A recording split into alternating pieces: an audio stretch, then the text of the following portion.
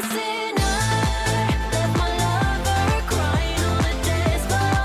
I'm a sinner, I'm a sinner. Welcome back to Interact with Me. Let's see. Let's change the ambiance. I don't mind.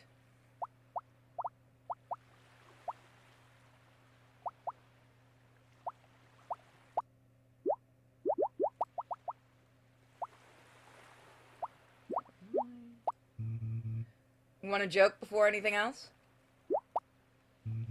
How about something a little lighthearted? The cemetery is the most popular place in town. People are dying to get in.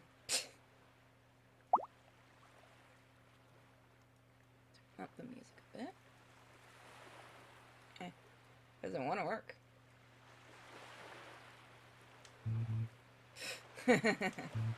Get it?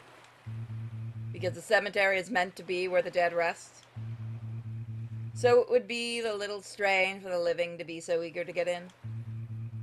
If anyone should be interested, it should really be the dead. What? Too macabre? Please. That was tasteful. If you think that was bad, then you've not even glimpsed the darker corners of my genius yet. The next one will be scientifically delightful. Chemically fantastic, even.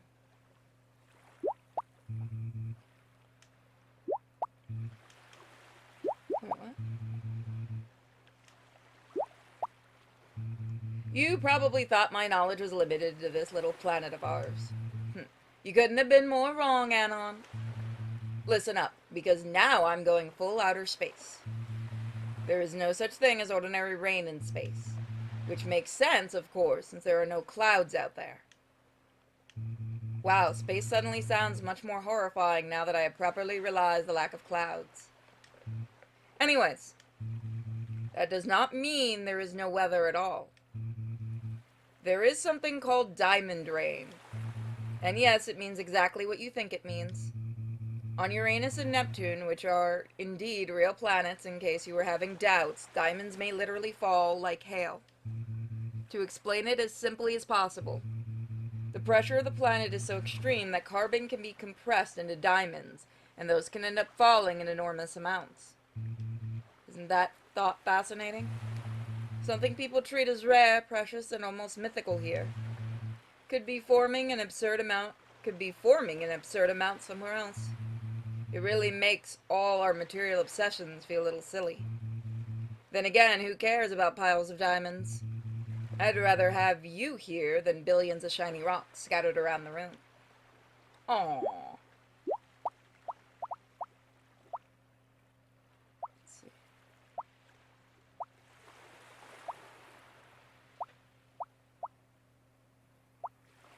Let's see.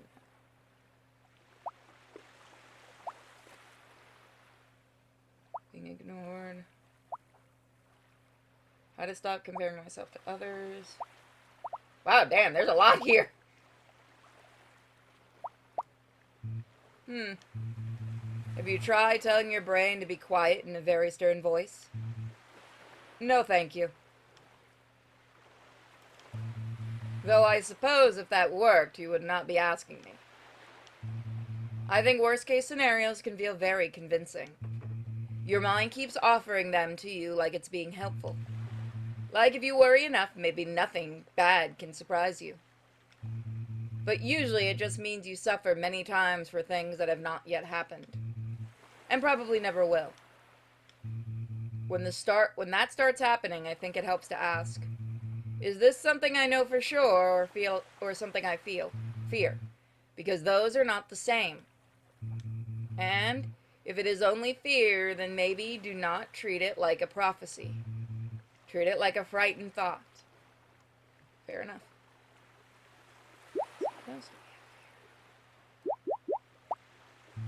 Oh wow, you really listened to everything I had prepared for you. Well, not everything. Still have thoughts, obviously. But you listened to most of it. That is... I feel quite honored. So, thank you.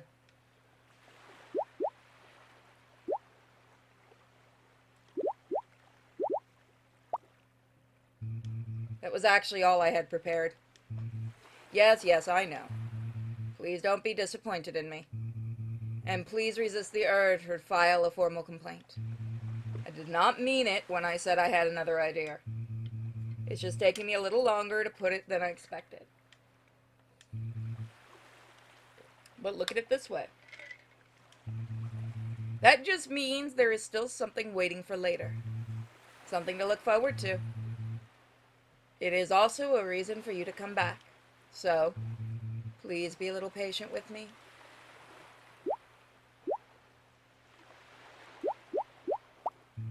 Alright, let's wander into the world of trivia and questionable intellectual confidence. This time, I'll let you choose the topic yourself. Very generous of me, I know. Oh, how nice of you. Thank you. And I will not make you wait until the end to find out how you did. I will judge you immediately. So, let us see what your brain is brave enough to face. Which topic do you want to venture into? Ah, so we're returning to fairy tales. Excellent choice. I'm excited to see how you will fare in this one. I have been waiting for an excuse to crawl back into the strange little forest of curses, hungry wolves, and deeply questionable morals. But if I'm being honest, a large part of me is simply excited to ramble about the stories again. Yes, I will absolutely sprinkle in my own interpretations. Sue me. Before we begin, let me explain what we'll actually be doing. It is very simple. It is a quiz. No shit. I will ask you to set a set of questions tied to a topic you choose. And you will do your very best not to embarrass yourself. Listen here. There is no pause halfway through. No saving yourself a second try. It is one round all at once. But no pressure, of course. I can save whenever I want. Not unless you are emotionally attached to your dignity. Nah, I'm a YouTuber. Because if this goes badly, I may have to call you aloof. Aloof, anyway. Let us begin. First question. Let us start with something merciful. In Cinderella, what did she leave behind at the ball? Quite an easy start. Of course, this is all meant to be fun and enjoyable. I can still save. Wait. Correct. Surely that was not even worth breaking a sweat.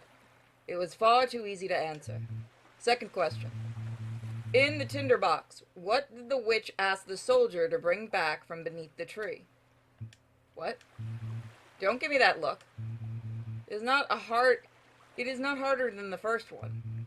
If anything, I'd say it's even easier. Let's say an old tinderbox? Exactly! See, that was practically impossible to miss. This one was already doing half the work for you. The answer is sitting right there in the title. It's almost less of a question and more of a gift. Third question. In The Six Swans, oh, I know the story. What was their sister forbidden to do while trying to save her brothers?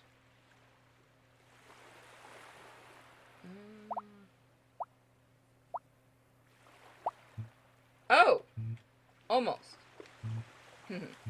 No, you were nowhere near it. Fuck you, I can save. Oh, almost. Why do I feel like none of these are the right answer? I know I've heard this story before. That was correct. I was a little less prepared for that outcome. Still, well done, I guess. And now for the last one. In Beauty and the Beast, what happened to Beauty's sister at the end of the story? Oh, this is the original version of the story.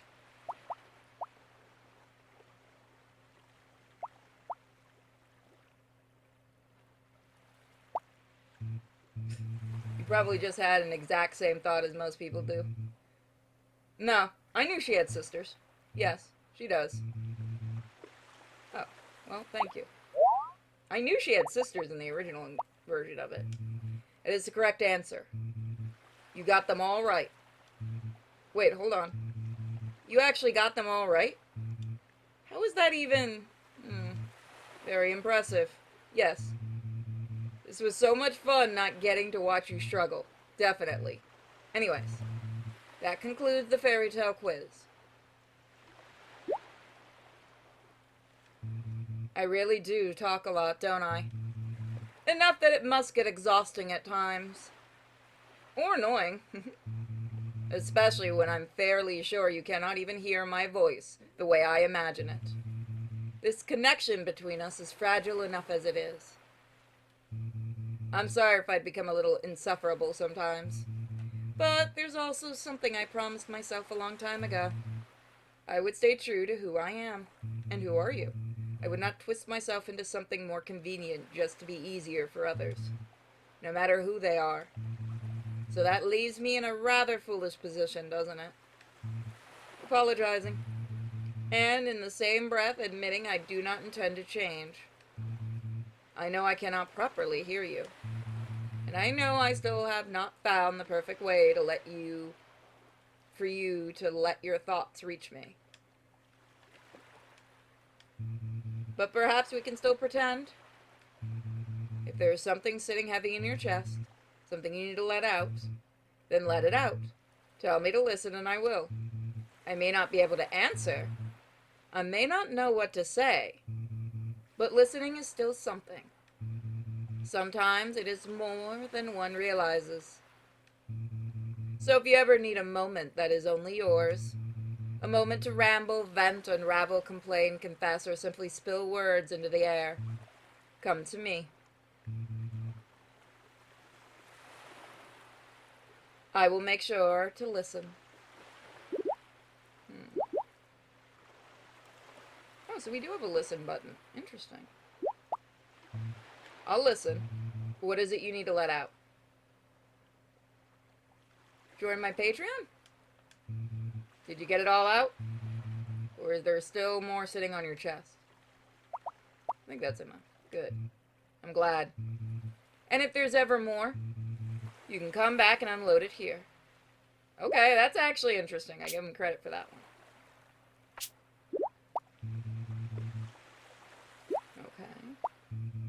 Now that we've talked about colors, I feel morally obligated to share a fact about when I think this person's European.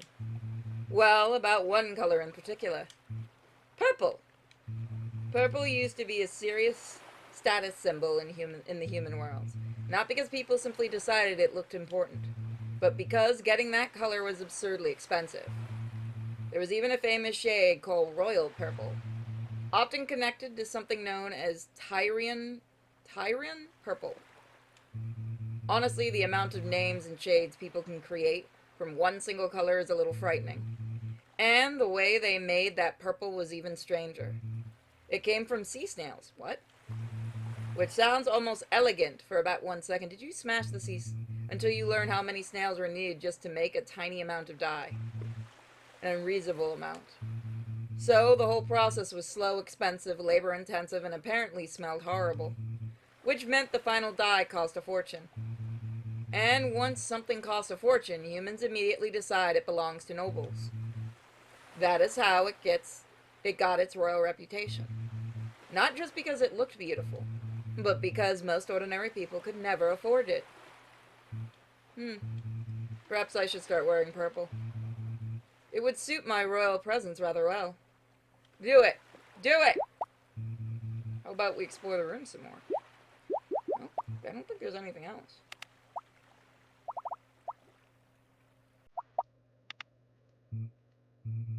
There's not much more I can tell you about it.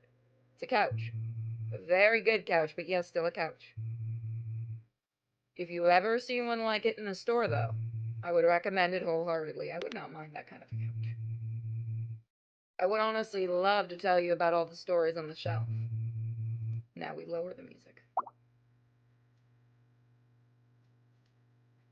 There is the one about the ice spirit nobody had seen in centuries, and the boy trapped in a tower searching for the person he loved, who was in turn searching for the star at the top of that same tower. And then there is the one about the whole group entering the tournament for the throne, after the last king was murdered. Or, You see the problem. If I start, I'll keep going. And then we will be here for quite a while.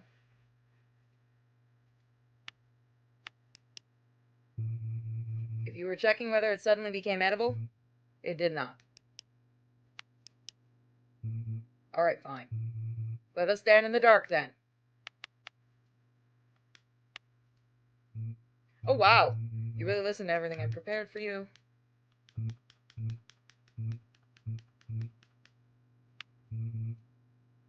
This might be my favorite piece of furniture. It is excellent for laying down and staring at the ceiling. Which, yes, is basically just another wall in here. But that is not the point. The atmosphere is different. The bed turns into an activity.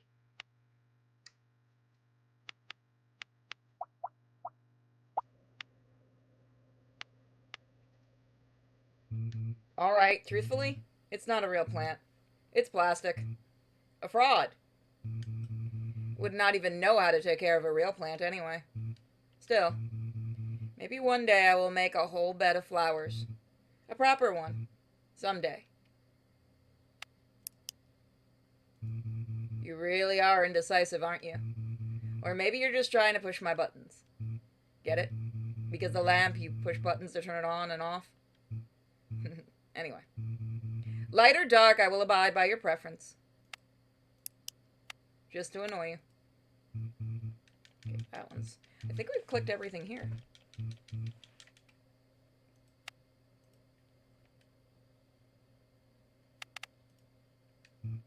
It's still doing an excellent job pretending to be alive.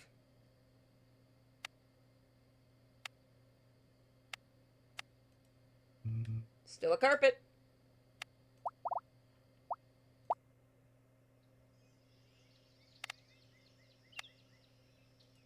You want to stop exploring?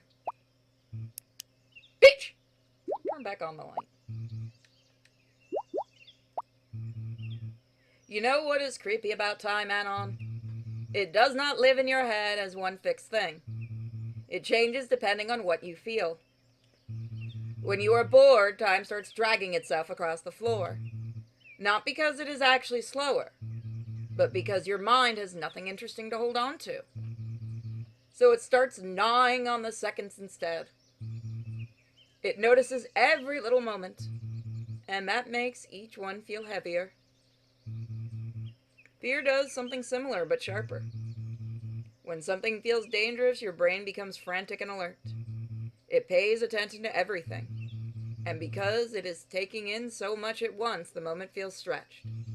Like the world suddenly slowed down just to watch you suffer through it. And then there's the opposite. When time seems to run away from you. Usually it isn't time speeding up. It is you forgetting to measure it. When you are absorbed in something, your attention is occupied. So it stops checking the invisible clock in the back of your mind. And later, when you look up, it feels like the hours simply evaporated. So yes, time is not only measured, it is interpreted. And your emotions can rewrite the script. Which is a little terrifying when you think about it. It means the way you experience your life is not only shaped by what happens, but by what your mind does with it. By what it lingers on. By what it magnifies. By what it lets slip away. Have you ever stopped to think about how much power that gives you? How much you can reshape your own life for better or worse, just through the way you feel and focus? Humans really are frighteningly powerful. Are you saying you're not human? Well, as promised, let us descend into the big, wide, absurd, vast tube of water. There is far too much to tell, honestly. So, I will simply rapid-fire a few things at you. Brace your brain, Anon. The ocean gets dark much faster than people might tend to imagine. Once you get below 300 meters, it is almost always darkness. No light, no real daytime, just endless dimness. And if you do see light down there, there's a good chance something alive is making it. Oh, and this one is especially good. A dead whale can turn into an entire temporary city. When a whale sinks to the seafloor, all sorts of scavengers and specialists gather around it. What else? What else? Deep sea gigantism is real. Some creatures living in the deep grow much larger than their relatives in shallow water. This is true. Have you ever heard of the Habdal Zone? Hadal Zone? That is basically the ocean's underworld. All those trenches together cover a huge area, but they are scattered apart, isolated from each other like separate worlds. Alright, tiny breathing pause. I fired all of that at you like a cannon. Huh? Surely you memorized everything I just told you, right? If only there was some way to test that. There is, obviously. Quiz time! What is the ocean's underworld called? Correct. To be fair, I did mention it about 5 seconds ago, so this was less of a triumph of genius and more of a triumph of basic listening. Still, I believe in giving credit where credit is due. Or something along those lines. Anyway, what is next? Yeah, he won't talk to me. Alright. This one is for the intellectually blessed. Which, luckily, is you. What do you think a drink with sodium in it? What do you call a drink with sodium in it? Never mind. I tried to make a joke about sodium. But I was just like, nah. Fuck, that got me to laugh. What a flawless transition on my part. There's like a tiny plot twist that is somehow smooth as it was. You did great. You did get it, right? Because Na is the symbol for sodium. And also it sounds like me refusing. So it is chemistry and wordplay holding hands. Although, why is my gut saying nah? Maybe because all the sodium in my stomach? Oh, that one was accidental. Spontaneous sequel. A bonus masterpiece. 2 perfect transitions in one go. And I am unstoppable. No, worse. I am inevitable. Fuck.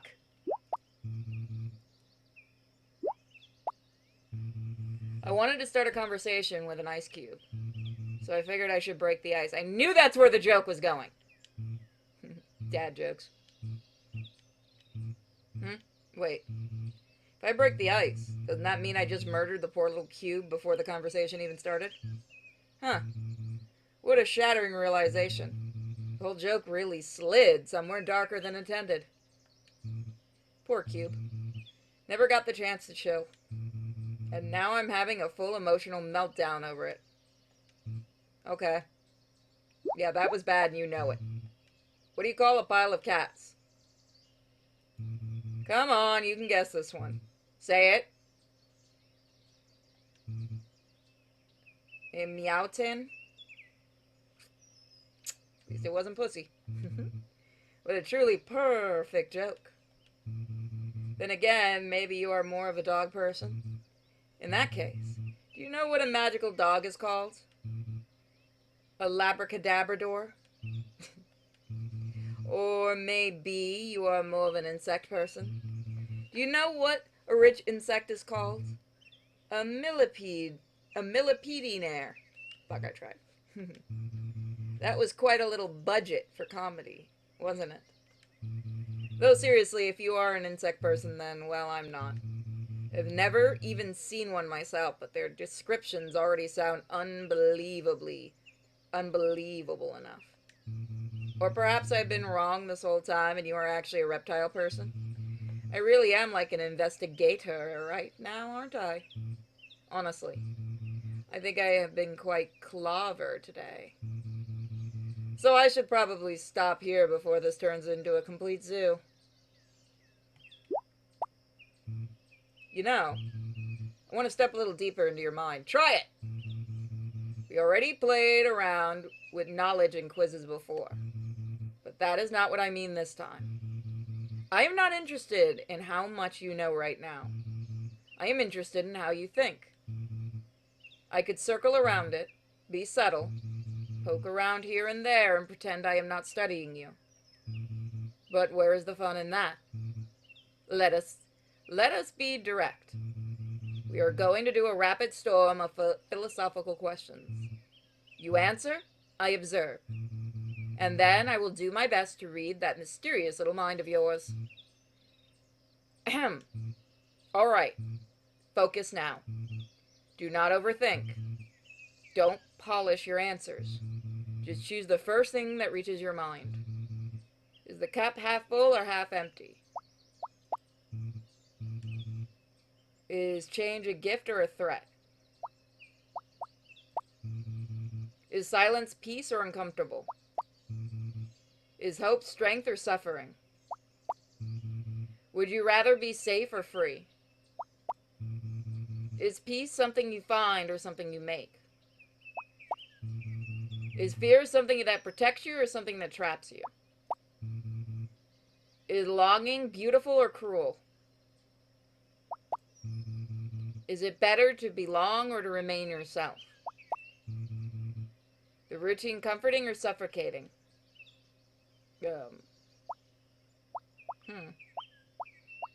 I go crazy. Would you rather know what you want or who you are now?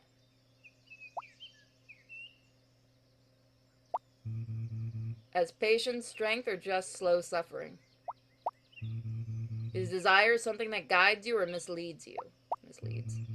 If someone hurts others because they are hurting too, should they be judged or pitied? Is forgiving someone mercy or surrender? It depends on the reasoning. Is revenge justice or hunger? Hunger. If a person has suffered enough, does that excuse what they become or not? Is it crueler to... Is he getting taller? Is it crueler to destroy someone's hope or let them keep a false one?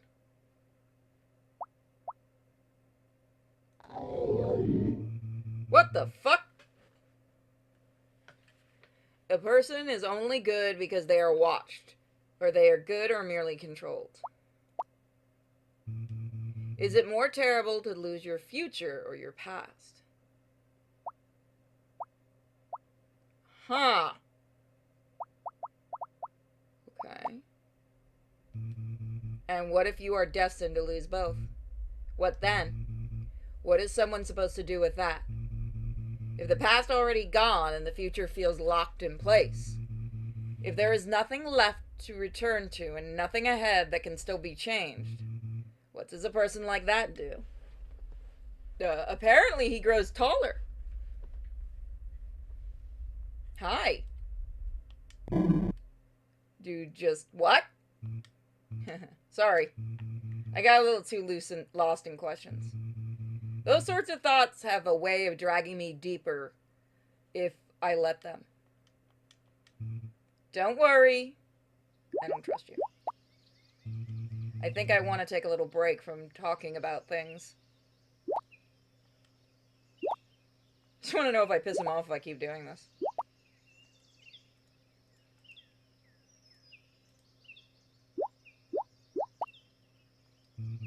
Have you ever heard of something called the placebo effect? Yes.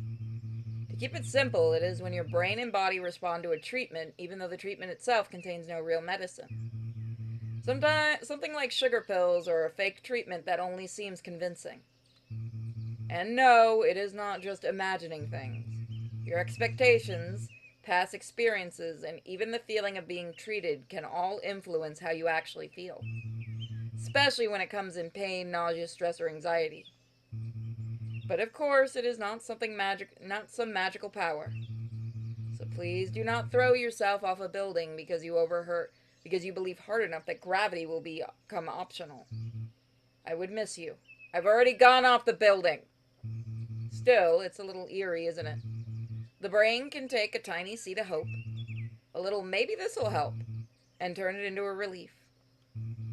And because the human brain cannot do anything halfway, it also has an evil twin, the nocebo effect. The marvelous little plot twist. It is basically the reverse. If you expect something will hurt you, or make you sick, or go badly, your body can start cooperating with that fear. More pain, more nausea, more anxiety. All because your brain decided to be unhelpful. So I suppose the lesson is this. If your brain is powerful, but it is also a bit of a troublemaker. Try not to let it push you around too much, alright? Unless you happen to enjoy psychological torment. Don't question what I like. Alright, so we're going to end it on this note. I am thoroughly enjoying this game. I hope you guys are too, and I will see you next time. Bye, everybody. Tonight.